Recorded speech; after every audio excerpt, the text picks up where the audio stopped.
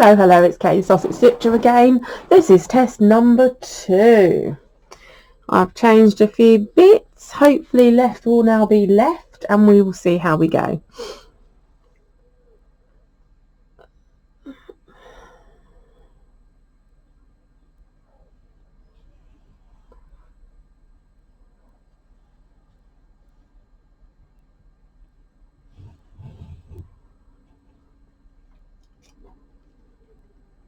Probably going to be fairly quiet because Pupster is asleep and I don't really want to make too much noise to wake her up, and this is only a test, so forgive me please.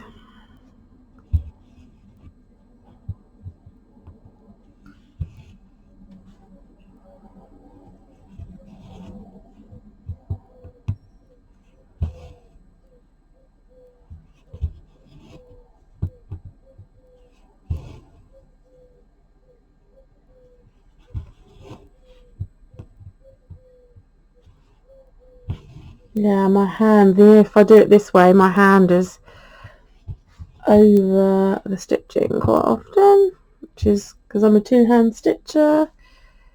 It may have to be the wrong way around, unless I can do what's the net does, which is turn my frame the other way around. I don't know, we'll see. I'm trying to just move my hand out of the way as I do it.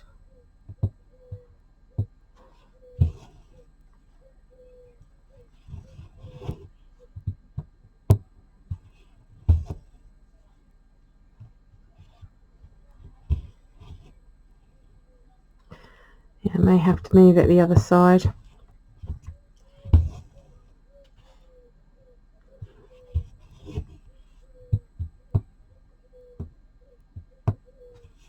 This is day 26 of the Dragon SAL, and I'll put my percentage in when I finish it, so I keep track of where I am. It's not those stitches off.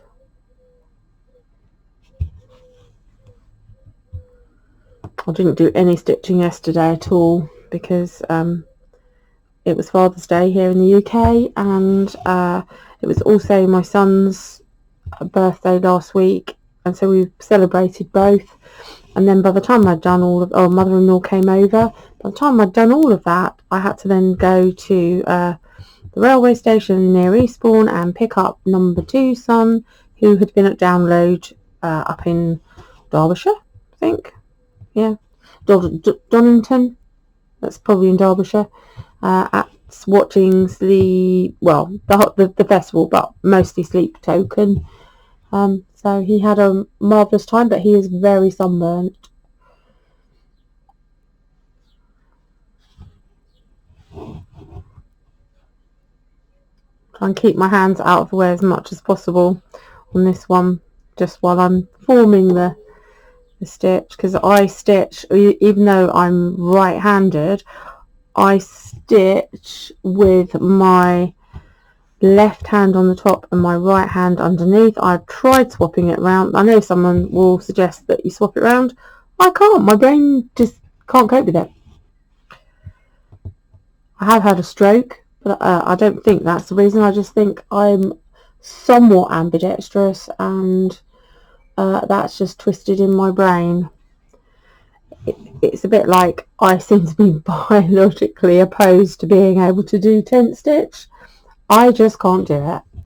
I'm desperate to try and do it, and I think I've kind of got it how I think I could do it. I just need to practice. But at the moment, I've been doing the Hayed Bunny SAL since January, and I am then in between. I've finished part 2, waiting for part 3 to come out. So in the meanwhile, I've now signed up for this Dragon Eye SAL with Wattobizz. Ain't no biz like Wattobizz. I love that. And I'm just sort of, but I've got until April to finish this one. Not that there would be any problem if I didn't, because there's no great stakes. It's just a free chart, I think, for somebody to win. It's just a drawing for a free chart for somebody to win the thing. So I'm not that fast. I've got another Wattobizz chart that I'm desperate. In fact, I've got loads of Wattobizz counted, not the stamped, although I would like to do a stamped. I'm just not brave enough at the moment. I'm so stuck in counted 25 count. But yeah, I've got plenty to keep me going with Wattobizz, with Haid. I've got countless charts, and obviously I've finished the 6 pages on the Haid bunny, which means I've qualified for the other, whatever it is, 11 charts that we had the choice of, and I just need to finish part 3 and a tiny part 4, and the job's are good, and I will qualify for those charts plus a chart of my choice. I haven't decided which one yet, though. That's the only problem. I will finish it. There's absolutely no doubt that I will finish it. I've come too far with it not to finish it, and I love it. But that'll be for another day.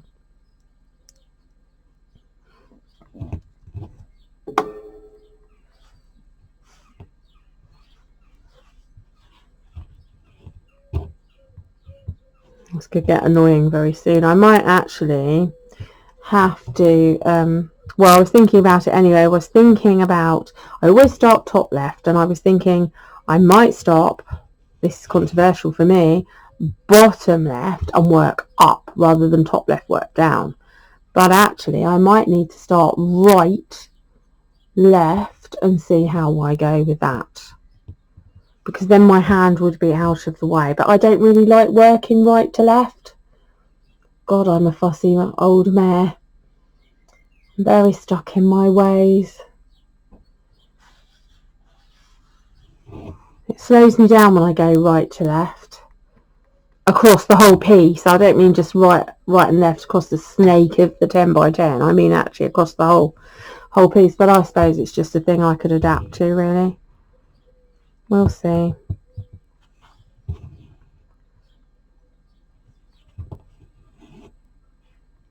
Going to cut some threads off in a second. No, wrong, okay. Wrong. Out of there.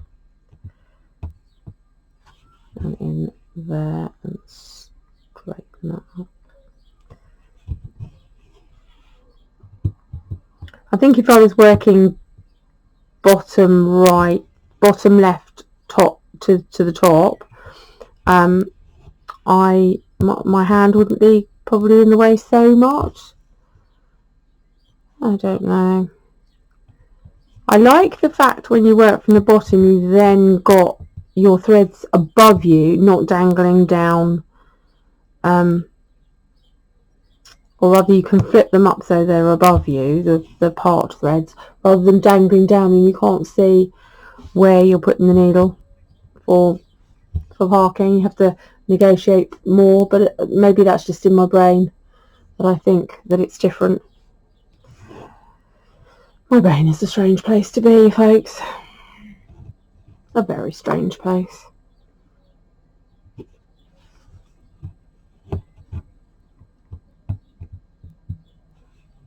Juno, the puppy, who's a Grand Basset Griffon Bondien, and is 7 months old, has had, I think they call it an ulnaectomy, where what she's got in her elbow joint, she has got 2 bones, a radius and an ulna, and the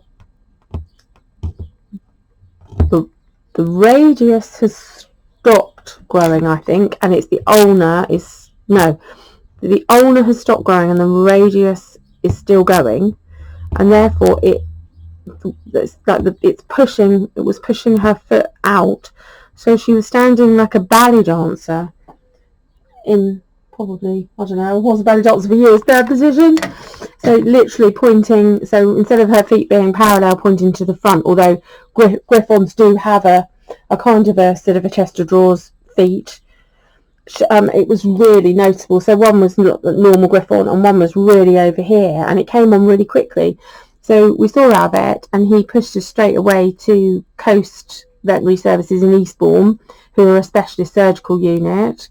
And they saw her really quickly. We saw them on the Friday. They operated on her last Monday. Bless her heart. So what they did is they broke the ulna. They cut, well, not broke, they didn't, hammer on it or anything. They cut her ulna and that released the tension, and her foot has swung round, so it's a lot more parallel now, but it's not perfect, and it probably never will be, and we don't care. Although she is a full-on, full breed, perfect pedigree Griffon, we will never show her, and we definitely won't breed from her. I have enough coping with one puppy, let alone many. So we will have her spayed, and we won't show her, and it's a shame because she's so pretty, she's so beautiful. But I don't think, and we're getting on a bit, I don't think we want to show her anyway. So that's not a problem. But what the concern was, that with it being like it was, she did have a limp, which looked bad. You'd think, why would the owner let their dog limp along? But it was the potential for sort of further problems in the future with arthritis, etc. So we bit the bullet and had it done, and it's a shame that we had to pay for it, because my husband, bless his heart, forgot to get the insurance. He was of a mindset, he was busy, oh, you know, she's only a puppy, blah blah blah, and he forgot to insure her. She's now insured, but obviously not for that. So we've had to put the whole bill. Never mind. It is what it is. The only important thing is Juno is comfortable and well, but it's a horrendous operation. She's a very, very lively puppy. She loves to sleep on the sofa. She loves to bounce up and watch everyone around her out the window and be in everyone's business. And we can't let her jump, can't let her run, can't let her do anything. So she's drugged up to the eyeballs on pain meds, antibiotics and everything else. Doesn't understand that she's not allowed on the sofas or the chairs or anything. We had dogs that were never, I mean, she, as spoiled as she is still not allowed upstairs, and she's still not allowed to be on beds. But before we never allowed animals on furniture at all. Our dogs were just not allowed on furniture. But we relented with her because she's a spoiled little madam, and she is allowed on the furniture, and she doesn't understand why she's not now being allowed on the furniture. Just to make it worse, we've had a lot of building work done. So she went in on Monday morning, and she was supposed to be in for a couple of days. Monday evening, I talked to the vet, and then she came round properly, and we got a phone call to say, we think Juno would be much, much happier at home. She's getting very, very distressed, and all we could hear is the typical Griffon baying in the background. Really distressed baying. It wasn't her fault. She didn't know. She didn't understand. She was in pain. She was frightened. Where's mummy? Where's daddy? So we had to go and get her. So we got her home about 8 o'clock in the evening, and she was in the crate in my car. She would refuse to get out of the crate. I don't think she knew what she was doing. She will normally, we lift her down, but she will normally sort of cooperate. She wouldn't do that. And some people were passing by, saw the trouble we were having of trying to get her out of the crate, offered to help, and we said, no, it's okay, she's had an operation. But they were quite insistent, they wanted to help, but I didn't want the responsibility of them accidentally dropping it. She's our dog, we had to do it. So and she weighs about 19 kilos with the crate, so Guy and I had to pick her up like Cleopatra and come out of the drive down to the passenger gate that we have, a pedestrian gate, and then back up and then try and manoeuvre her up the steps and into the house. It was a bit of a performance, with the people still going, ooh, poor little thing, poor darling, whilst we did that. I really wish they'd kind of just walked on, but it is what it is. 5, there we go. They were just genuinely concerned about her, which was lovely. And then today we've gone all ghetto, because we've got like 2 steps up from the front garden to the house. At the back, to get into the back garden, we've got about 6 steps that are steep, negotiate through the conservatory, then along the side, and then up into the back garden, which is built is quite steep. So we haven't taken her out there, so instead we've been going in the front garden and lowering the property prices, and we sit in the front garden. She has her little mat, and she can move in and out of the shade when she wants to. She's on a lead. I wouldn't let her anywhere off, because I'm having to follow her around in case she does some damage. So we stay out there, and one of our neighbours who's got a lovely border cross with a corgi, not corgi, something like that, similar, not a borgie, but similar to a corgi, Chester.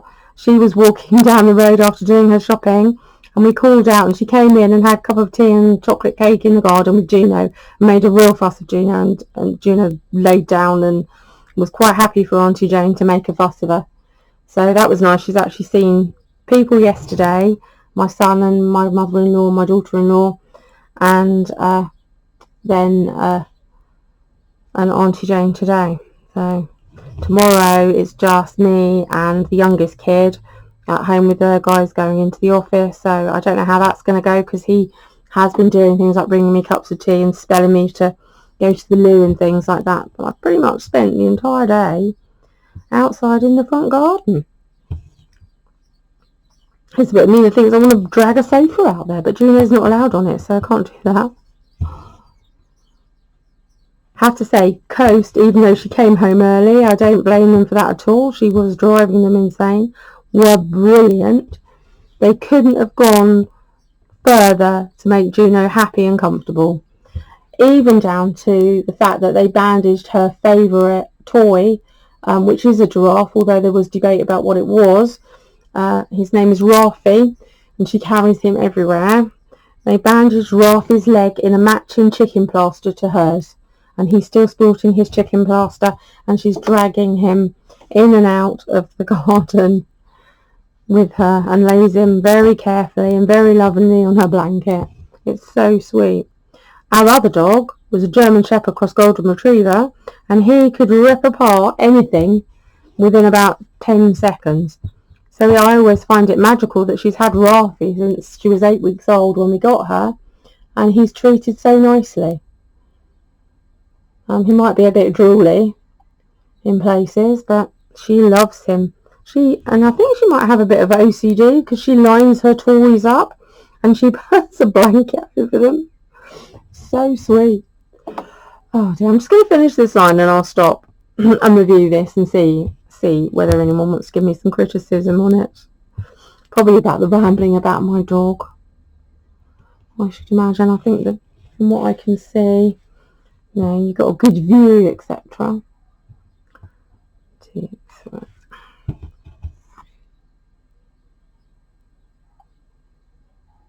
I'm just marking my stitches off. Don't know about the volume, because I actually turned my volume down, so here we'll have to see what that's like, because it was a little bit loud and for some reason a bit tinny. Don't know, the Gen Xer, the youngest kid, is going to sort me out some sort of broadcast out system, so that it'll make things a bit easier for me, and sort out my settings and whatever. He's getting over his sunburn from download at the moment. He's not in work until Friday, so he'll have a few days.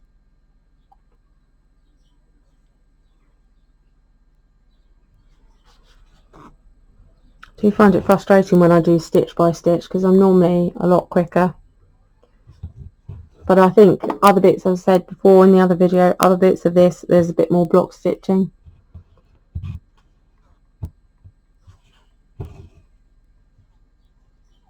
Twist my hand at an angle. I'm not far off a page finish, for a number 1 page finish on this one. I've only got a couple of sort of double or treble height towers to finish. This is the, down here is the page edge, and this is the page bottom, so there's really not that much to go on at. And I've got until end of the month, 1st of July, the SWM SAL is winging its way out, and so the bunny will go back on at that point, and I'll try and get through that. But that's actually a fairly quick stitch. I love it, it's beautiful.